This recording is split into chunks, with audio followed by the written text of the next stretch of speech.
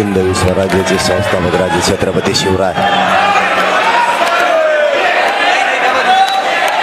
नांदेड आणि नांदेड परिसरातील जमलेल्या माझ्या तमाम मराठा बांधवांना माझा मानाचा जय शिवराय.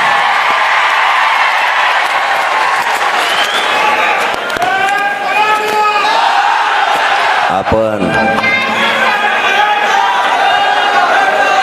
सांगितलं होतं प्रत्येकानं संवाद बैठक लावायची. आता मी सोलापूर पासून संवाद बैठक घेत आलोय. ह्या सगळ्या बैठका आहे, पण तुम्ही जे सोलापूरनं केलं तेच नांदेडच्याही बांधवांना केलं. बैठकीचा रूपांतर सभेत. काही जण 2-3 दिवसापूर्वीपासून म्हणत होते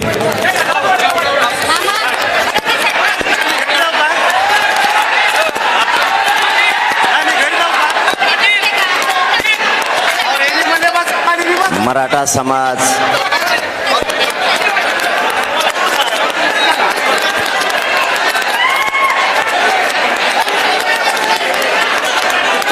अरे आरडा कमी करा, जरा बोलायचं कमी केलं तर लक्षात येईल काय करायचं. जर बोलायचं कमी केलं तर स्पष्ट ऐकायला येईल काय करायचं. आरडा ओरडा कमी नाही केला तर ऐकायला येणार नाही.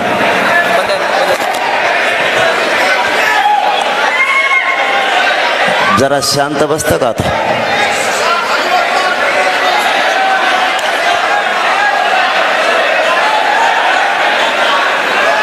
आवाज येतोय का बरोबर? आता झाला का बरोबर? येतोय ना आवाज?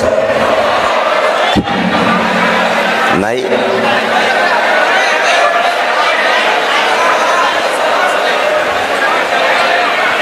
आवाज येतोय ना? माईक काढून बाजूला ठेव. आवाज सगळ्याला इथून तुम्हाला एकट्याला कसं काय ना? तुमचा पाठीमागचा हा म्हणतोय तुम्हाला आरक्षण मिळालं काय?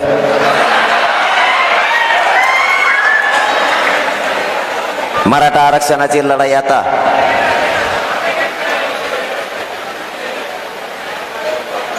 मराठ्यांनी मुंबईला जाऊन जिंकली होती. मराठ्यांच्या ओबीसी आरक्षणाच्या समावेशासाठी अधिसूचना काढली. त्या अधिसूचनेचं रूपांतर अंमलबजावणीत होणार,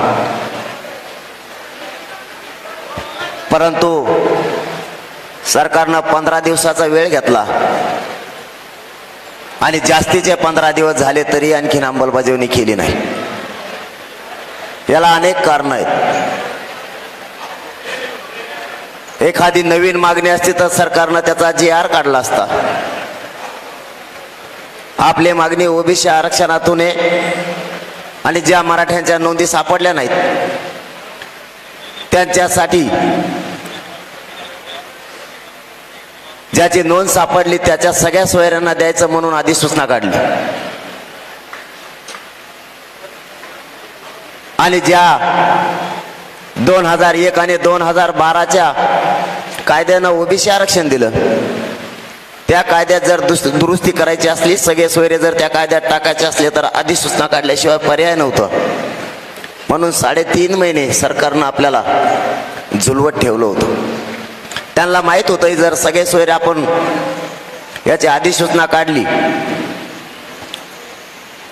आणि हे जर दिलं तर सगळे मराठे आरक्षणात येणार आहे. ते टाळाटाळ करत होते, परंतु मराठ्यांनी उठाव केला आणि मुंबईकडे जायचं ठरवलं. आणि त्याच वेळेस सरकारचा नाविलाज झाला आणि ती अधिसूचना सगळ्या सोयऱ्यांची त्यांनी मुंबईत गेल्याच्या नंतर काढलीच, किंवा मराठ्यांनी ती काढायलाच लावली. त्याशिवाय मराठे गप नाही बसले. आता त्या अधिसूचनेची अंमलबजावणी करायची, पण त्याच वेळेस यांनी 10% आरक्षण दिलं मराठ्यांना. 10% आरक्षण ही मागणी करोडो मराठ्यांची नाहीये. ही मागणी 2-3 जणांना केली आणि ती 200-250 लोकांनाच लागतंय फक्त. ती मूळ मागणी मराठ्यांची नाहीच. कारण हे 10% आरक्षण राज्यापुरतं झालं आणि ओबीसीतून आपण जे आरक्षण मागतोय ते आरक्षण राज्यापासून केंद्रापर्यंत, म्हणजे माझ्या गोरगरीब मराठ्यांचे पोरं राज्यापासून केंद्रापर्यंत अधिकारी बनणार आहे.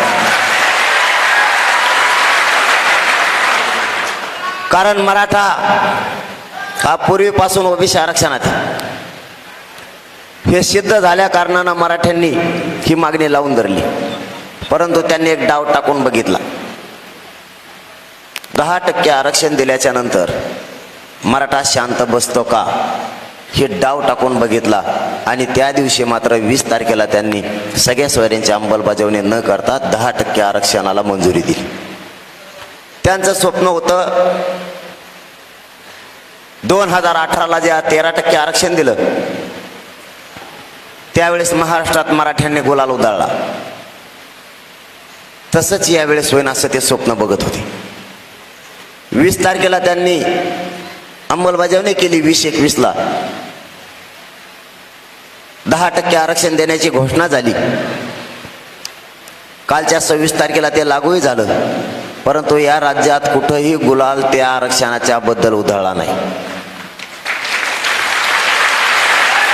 त्यांनी अंदाजा ओळखला मराठ्यांना हे आरक्षण लागत नाही किंवा मराठा हा आरक्षण घेत नाही.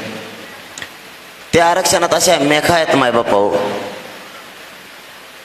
2018ला दिलेलं ECBCचं आरक्षण यात ओबीसीच्या असणाऱ्या सगळ्या सवलती होत्या. कारण एखादी जात जर मागास सिद्ध झाली तर ओबीसीच्या सगळ्या सवलती द्याव्या लागतात. त्यावेळेस होत्या, पण यावेळेस 10% आरक्षण दिलं.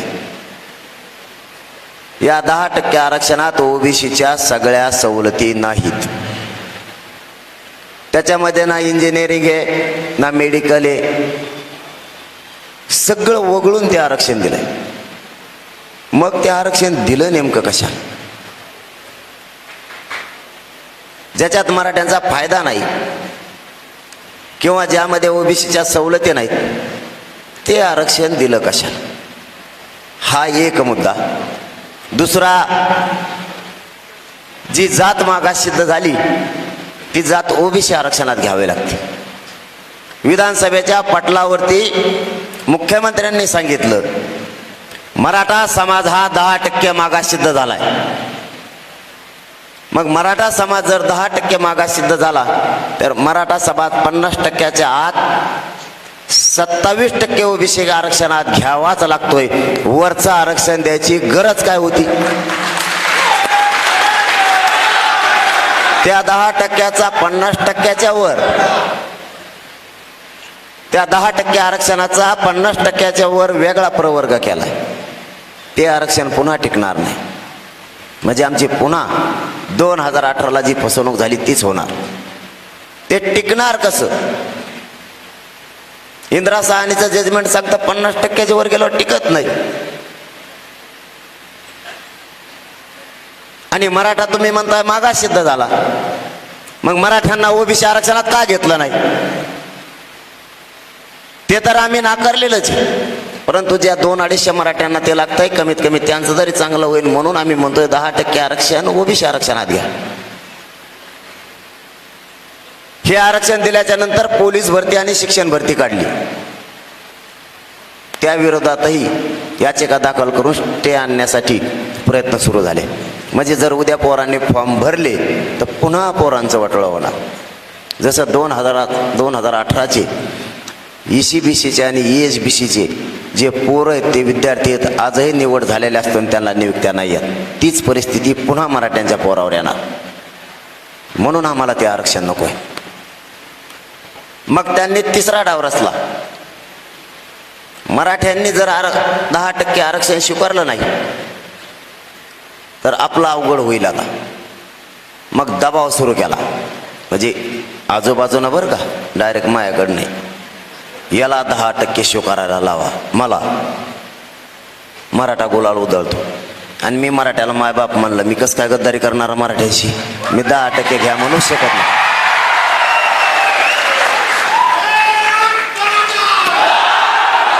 पुन्हा त्यांनी बैठका सुरू केल्या. मराठ्यांच्या आमदाराच्या आणि मंत्र्याच्या बैठका घ्यायला सुरुवात केली आणि मराठ्यांचे आमदार आणि मंत्री माझ्या विरोधात घालायचं काम सुरू केलं. याला एकतर 10% स्वीकारायला लावा, नसता याला गुतवा. दोन्ही प्रयोग सुरू झाले. 10% तर स्पष्ट केला, आपण स्वीकारत नाहीत, तो विषय संपला. मग दुसरा सुरू झाला, याला गुतवायचा प्रयोग सुरू झाला आणि यासाठीच नेमले माझ्या विरोधात. मला ती यासाठी काय याचा मेळ लागाना लवकर. मी होतो हॉस्पिटलला ॲडमिट संभाजीनगरला. एका रात्रीत ठरलं यासाठी नेमायचं. विधानसभा अध्यक्षांनी सकाळी मंजुरी दिली, गृहमंत्र्यांनी लगेच अंमलबजावणीच्या सूचना दिल्या आणि मी हॉस्पिटलला असताना माझ्या लक्षात आलं की यासाठी आता नियुक्त झाली. मग माणूस जर आपल्या गावात किंवा आपल्या शेतात जर काही भांडणं झाले तर आपण जर एखाद्याने आपल्यावर गुन्हा दाखल केला तर आपल्याला माहिती आहे पोलीस आता आपल्याला धरायला येणार आहे.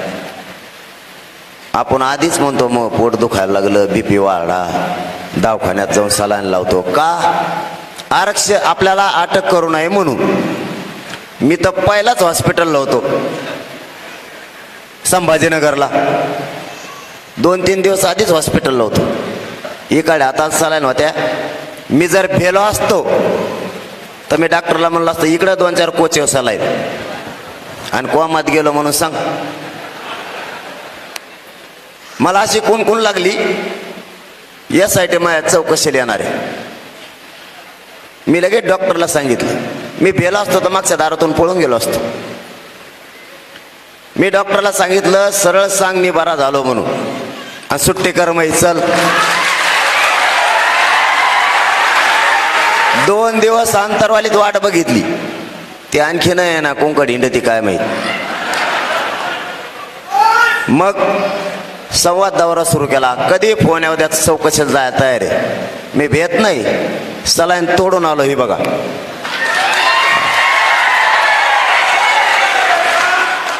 येऊ दे, काय तुला काय चौकशी करायची ना कर, माझ्याजवळ कळत नाही.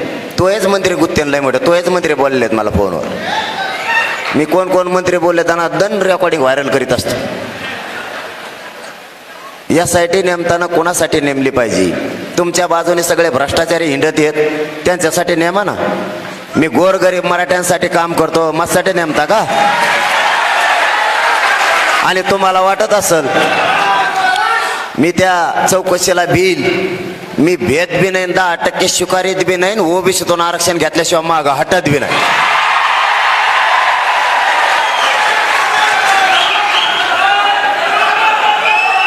मी तुम्हाला मॅनेज होत नसतो आणि कधी होऊ शकत नाही. आता एक नवीनच प्रयोग सुरू झालाय. आपले जे मुंबईचे बोर्ड लावलेत ना, चलो मुंबई, ते बोर्ड काढायचं काम सुरू आहे राज्यात सध्या. बोर्ड काढायला पोलीस येतात आणि बोर्ड काढणं सुरू आहे. त्याच्यावर काहीच लिहिलेलं नाही. त्याच्यावर असं लिहिलेलं आहे कोणाच्या बोर्डावर, उद्या सकाळी 11 वाजता कापाकापी करण्यात येणार आहे.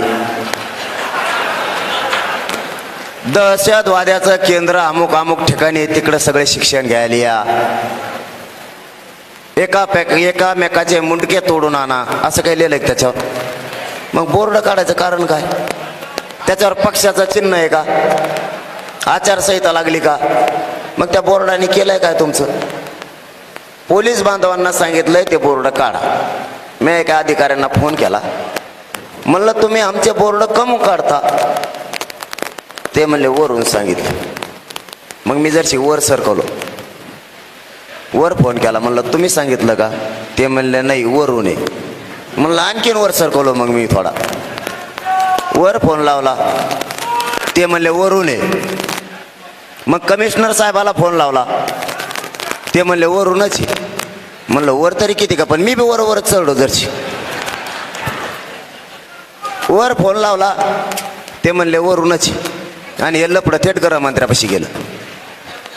म्हणजे आपण ह्या पोलीस बांधवांना दोष देऊ नका, यांचा काय दोष नाही, ते नाही काढायला सांगितले तिकडून म्हणून हे काम सुरू आहे.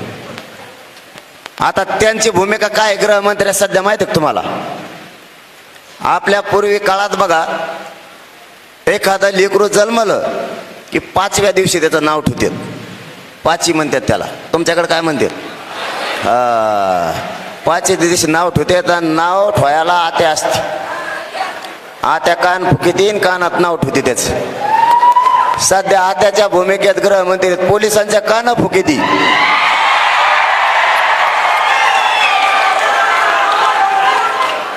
आणि पोलिसांचे कान फुकून त्यांना सांगते कर मराठ्यावर गुन्हे दाखल. मग त्यांचा काय दोष आहे पोलिसाचा? आत्या सांगते तिकडून, पण त्यांना माहित नाही आज तुम्ही आमचे बोर्ड काढता, उद्या तुम्हाला बी आमच्याच गावात लावायचे. आणि एक मोहीम सुरू करा, एक मोहीम सुरू करा.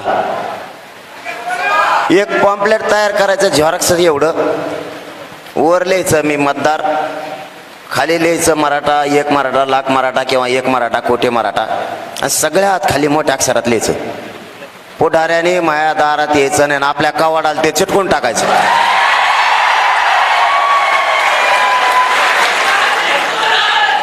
आपल्या दारात यायचं कोणाचं काम नाही. आम्ही रोडला लावलं तुम्ही काढलं की नाही? आता मतदान घ्यायला आमच्या दारात येणार का नाही? त्याच्यामुळे दाराला चिटकून टाका उद्यापासून पॉम्पलेट, पुढाऱ्यांनी आमच्या दारात यायचं नाही. त्याला म्हणा तिकडं कॅनडाहून अमेरिकेहून आण मतदान, आता इकडं आमच्याकडे येऊ नको. आपल्या मोटरसायकलला फोर व्हीलरला चिटकून टाका ते. आता मोहीम सुरू, आणि त्या बीडला तर अशी मोहीम सुरू झाली. तुमच्याकडे आहे कशी काय की आहे? ते नाही नवीनच फंडा आणलाय, 3404 लोक झालेत उमेदवार त्यांची. आता ही फजिती काय साधी आहे का? कोणी सांगितलं तुम्हाला? आता इतके लोक जर 20 आणि 25 हजार उभा राहिले, चिन्ह कुठून आणायचे? आता चिन्ह सापडायचे कुठून? कांदा, बटाटू, तंबाटू, गोटे गाठेच घ्यावं लागते ना आता. आणि एका गावात 3 केंद्र असतील, एक शाळेत, गावात 2 वस्त्यावर, आणि त्या शाळात आथरायला आहे की जागा आता इतक्या लांब 1.5 किलोमीटर आथरा लागत. आणि एखाद्याचा जर नातू उभा राहिला आणि सकाळी न दिसणारा आज जर नंबरला लागला आणि त्याला जर नातोचं चिन्ह 3 वस्तूवर नाही सापडत, बाकीच्या मतदान करायचं कावा? मी सरकारला सांगितलं होतं तुम्ही मराठ्याच्या नादी नका लागू.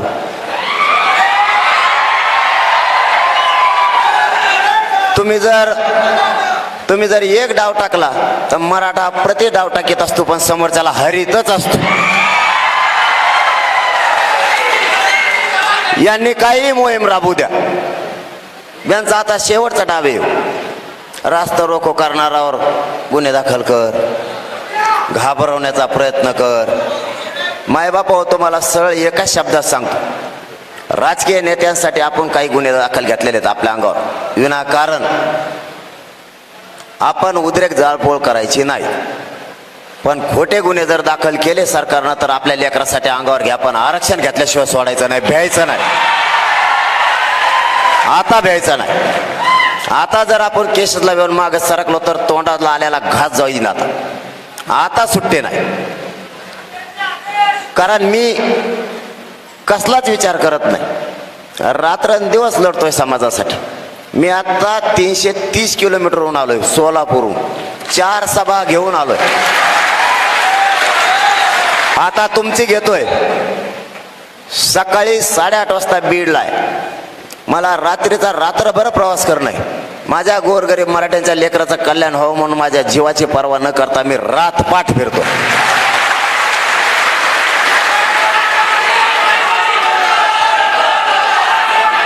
यांना काय करायचं ते करू द्या.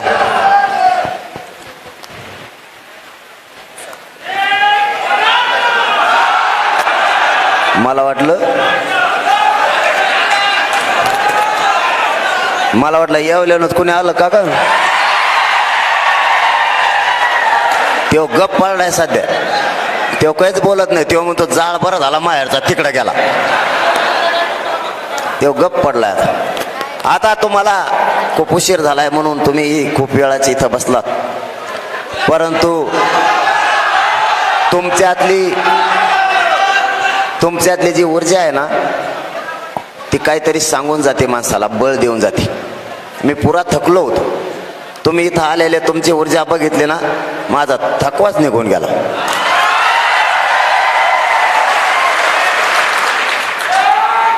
कारण फक्त आता आरक्षण मिळेपर्यंत फक्त माझ्या शरीरानं मला साथ द्यायला पाहिजे. मी एवढीच देवाकडे सध्या प्रार्थना करतोय, कारण माझं शरीर ना आता साथ कमी द्यायला लागलंय. फक्त त्यांनी मला आरक्षण मिळेपर्यंत साथ द्यावा, यांच्या मुंडक्यावर पाय देऊनच आरक्षण घेतो.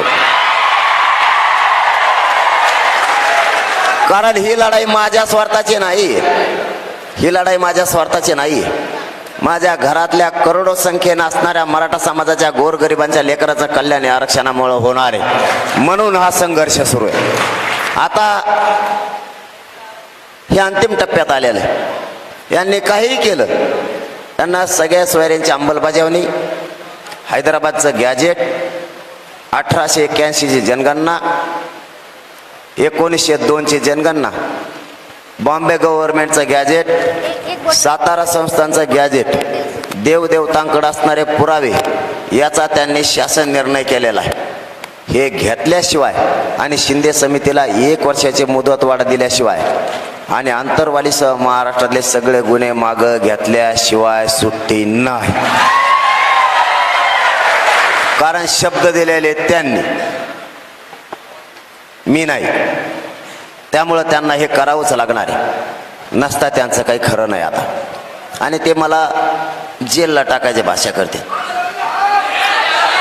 आणि तुम्ही जर मला जेलला टाकलं ना, तर मी जेलमध्ये मोर्चा काढीत असतो कायद्याचा. सगळ्या मराठ्याच्या कायद्याला मी आता आरक्षण शिकीन आणि आतल्या आतच मोर्चा चालू करीन. पण तुम्हाला सुट्टी नाही. तुम्ही काहीही करा, तुम्ही कितीही डाव टाका, एकही डाव तुमचा यशस्वी नाही होऊ देणार. मी काय वाईट नाही करत. श्रीमंत मराठ्यापासून राजकारणी मराठा, नोकरदार मराठ्यांपासून व्यावसायिक मराठा, शेतकरी मराठ्यांपासून शेतमजूर कष्टकरी मराठ्यांच्या लेकराचं सगळ्यांचं कल्याण आरक्षणामुळे होणार आहे, आणि ते मी मागतो. माझा वैयक्तिक हट्ट काही नाहीये. माझ्या सगळ्या समाजाच्या लोक याच्यात सुधारतील, सगळे पोरं मोठे होतील, म्हणून ही लढाई आणि हा संघर्ष सुरू आहे. तुम्हाला शेवटची एक विनंती, तुम्हाला एक प्रश्न विचारतो, नंतर विनंती करतो. परवा देवेंद्र फडणवीस साहेब म्हणले मराठा समाज 10% आरक्षण दिल्यामुळं प्रचंड खुश आहे. मला नांदेडकरांना एक प्रश्न आहे, एक मतानं सगळे सांगा, 10% आरक्षण दिलेलं तुम्हाला मान्य आहे का?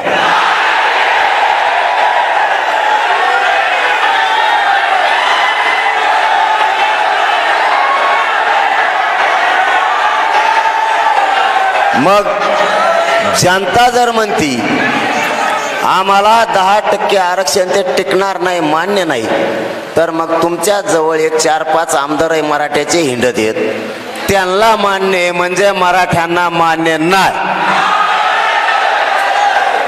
आमची मागणी ओबीसी आरक्षणातून, आणि आम्ही तेच मिळवणार आहे. आता तुम्हाला माझी दुसरी विनंती, मी तुमच्या पाठबळावर आणि तुमच्या आशीर्वादावरती माझी जीवाची बाजी लावून तिथं लढतो. पुन्हा कधी जर वेळ आली तर तुम्हाला एकदा हाक दिली होती, त्यावेळेस अंतरवाली 1.5 ते 2 करोड मराठी आले होते. पुन्हा जर कधी सरकारची चाललेली दडपशाही आणि दहशत जर अशीच यांनी काही दिवस सुरू ठेवली तर मी थोडेच दिवस वाट बघणार आहे. जर कदाचित गरज पडली तर ही दहशत संपवण्यासाठी पुन्हा एकदा आपल्याला 4 कोटीपेक्षा जास्त मराठ्यांना एकत्र यावं लागतं.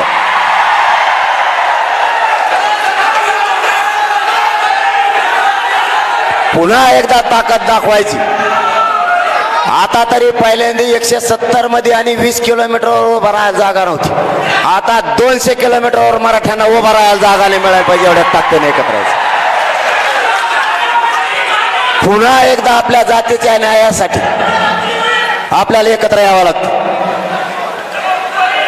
पुन्हा एकदा आपल्या जातीच्या पोरांना न्याय देण्यासाठी पुन्हा मराठ्यांनी घराघरातल्या मराठ्यांनी गावाची गावं पूर्ण धुवून काढून सगळे गावं जिथं कुठं ठरण तिथं पुन्हा एकदा ताकद दाखायची वेळ आली तर पुन्हा एकदा एकत्र याच. आपल्या पुढं पर्याय नाही. सत्ता तर आपणच दिली, पण सत्तेचा दुरुपयोग करून जर आपल्या माना मोडायचं काम जर गृहमंत्री करणार असले तर त्यांना उलट पालट त्यांचा तांगा करायची ताकद आहे आपल्याला आता ठेवावी लागणार. मी त्यांना भेट नाही, तुम्ही त्याची काळजी करू नका.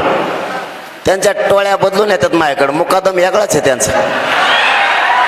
किती बदलून येऊ द्या, मी त्यांना निभारे, काळजी करू नका. फक्त तुम्ही एकजूट काही झालं तर फुटून देऊ नका. एकदा आरक्षण मिळेपर्यंत राजकारण मध्ये येऊ देऊ नका. यांना किती वळवळ करू द्या, मी यांना पुरून उडतोय. कारण मी मुख्यमंत्री साहेबांना त्याच दिवशी सांगितलं, त्या दिवशी आधी सूचना झाली, गुलाल उधळलाय पण गुलालाचा अपमान होऊ देऊ नका. नसता याचे परिणाम महाराष्ट्रातला मराठा समाज तुम्हाला भोगायलाच लावणार. आणि त्यांनी सुद्धा एक शब्द वापरलाय परवा, ते म्हणले लय लाड केले त्यांचे म्हणजे मये. आणि 6 महिने माझ्या मराठा समाजानं त्यांचा शब्द खाली पडून दिला नाही, त्यांच्या शब्दाचा मान सन्मान केला.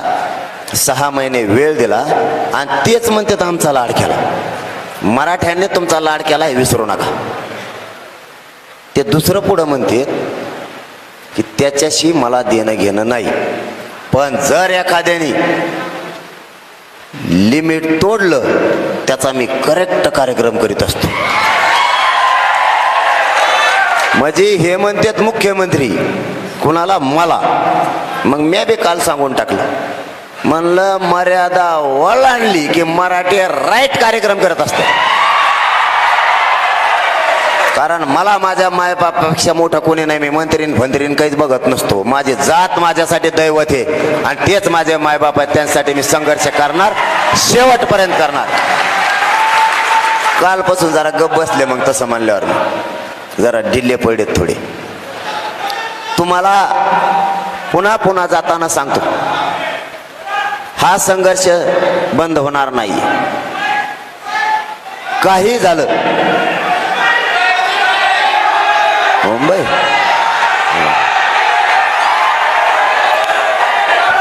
मुंबईला येऊन द्या ना देव. मी त्या दिवशी चाललो का नाही? अरे त्यांनी असा डाव टाकला होता त्या दिवशी. तुम्ही आता मुंबई विषय काढला म्हणून सांगतो तुम्हाला. एक 36 आमदार एकत्र बसले. काही बसले होते महाबळेश्वरला पहिल्या दिवशी. 4-5 दिवसांनी सागर बंगल्यावर बसले आणि तिथं असं ठरलं, याला 10% स्वीकारायला लावा, नाही तर याला गुतवा. पोलिसाचं मी बघून घेतो, तुम्ही टेन्शन घेऊ नका. बघा डाव. आणि मला कळलं तिथं बी मला काही मानणारे आहेत ना. त्याने हळूच सांगितलं, मग नाव सांगू नका, पण ते असं ठरलंय, मिले जातवाने मला सहनच व्हायना म्हणून तुम्हाला सांगतो. मग सकाळी मग आजीव असा तळी गेला. एक तर 6 महिने वेळ दिला. गुन्हे मागं घेतो, घेतले नाही. आमच्या आया बहिणीचे डोके फोडले, त्यांच्या छातीत पोटात गोळ्या घातल्या, तरी आम्ही सहन केलं. तुम्ही मला गुंतविणार नसता, खोटं आरक्षण माझ्या मराठ्याला देणार. मी तुम्हाला फुटत मॅनेज होत नसतो. मेलं तरी हरकत नाही. तुम्ही मान बी कापून नेली तरी मी मराठ्याशी नाही गद्दारी करू शकत. मग मी जाहीर करून टाकलं सकाळी. मी मराठ्यांना सांगितलं, त्याला मला मारायचंच ना. त्याचं म्हणणं आहे की मी काटा आहे सत्याच्या आणि मराठ्यांच्या मधला. ह्यो जर बाजू सरकला तर मराठे आपले होते. ह्यो जवळ बाजूला सरकत नाही तवर मराठे फुटत नाहीत आणि आरक्षण घेतल्याशिवाय सोडित बी नाही.